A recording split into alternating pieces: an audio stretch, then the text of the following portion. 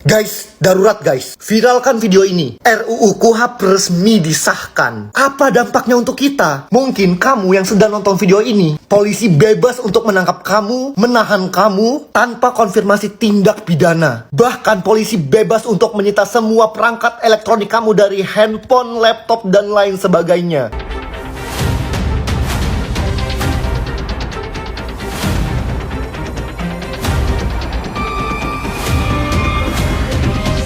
Tibalah saatnya kami minta persetujuan fraksi-fraksi terhadap rancangan undang-undang tentang Kitab Undang-Undang Hukum Acara Pidana. Apakah dapat disetujui untuk disahkan menjadi undang-undang? Setuju. Terima kasih.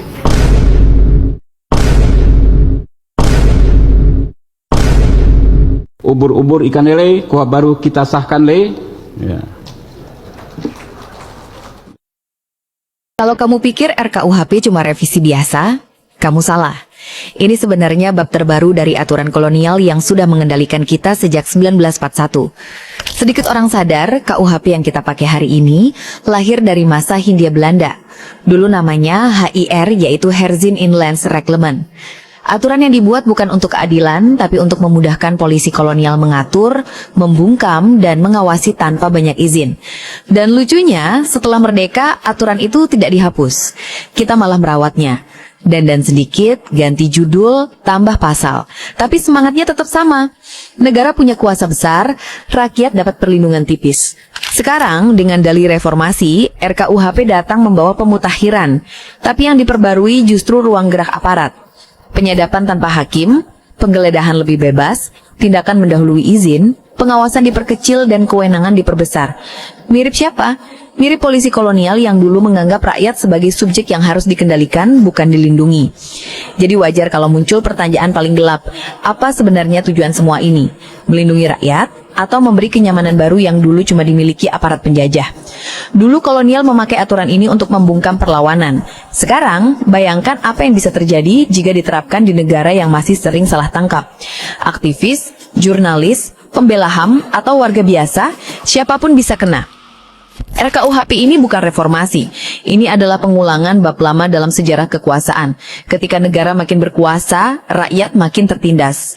Guys, darurat guys, viralkan video ini. RUU KUHP resmi disahkan. Apa dampaknya untuk kita? Mungkin kamu yang sedang nonton video ini, polisi bebas untuk menangkap kamu, menahan kamu, tanpa konfirmasi tindak pidana. Bahkan polisi bebas untuk menyita semua perangkat elektronik kamu dari handphone, laptop, dan lain sebagainya. Meskipun kamu bukan tersangka. Dan juga polisi berhak untuk membekukan semua rekening kamu, bahkan mengambil data-data di semua sosial media kamu dengan sepihak. Dan juga privasi kamu akan segera terancam. Polisi bisa jadi membajak semua sosial media kamu, semua jejak digital kamu. Jadi saat ini privasi kita sudah tidak aman. Mau sampai kapan Indonesia diinjak-injak oleh undang-undang yang tidak penting seperti ini? Teman-teman semua, gimana pendapat kalian? Aku mau dengar pendapat kalian di komentar. Tulis komentar kalian di bawah.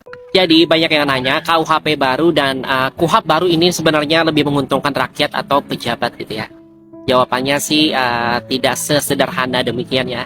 Karena gini, setiap kebijakan, sebagus apapun kebijakan itu pasti melahirkan pro dan kontra. Hukum itu dia dinamis ya, harus menyesuaikan perkembangan zaman. Dan netizen secara pribadi sepakat ya kalau undang-undang yang lama perlu diperbaharui.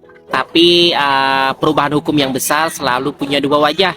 Dan kita harus berani melihat keduanya. Kalau dibilang siapa yang diuntungkan atau dirugikan ya, kita nggak bisa menilai sekarang ya. Belum ada dampak luas yang bisa diukur. Lagi pula gini sahabat channel. Konsep keadilan itu relatif banget ya. Adil buat netizen channel belum tentu adil buat sahabat channel atau orang lain. Nah yang jadi catatan, KUHP itu dia yang baru ya, memperluas definisi beberapa tindak pidana.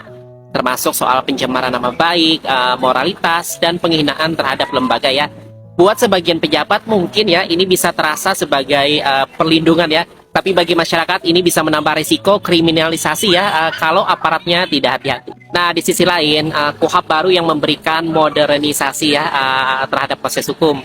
Alat bukti elektronik, alur penyidikan yang lebih efisien, dan kepastian prosedural. Ini bisa jadi keuntungan buat rakyat ya, asalkan aparat penegak hukum kita siap ya untuk meningkatkan kualitas dan integritasnya. Dan disinilah muncul pertanyaan terbesar ya, apakah perangkat hukumnya sudah siap gitu ya? Ataukah perbaikan undang-undangnya justru berlari lebih cepat daripada kualitas aparatnya?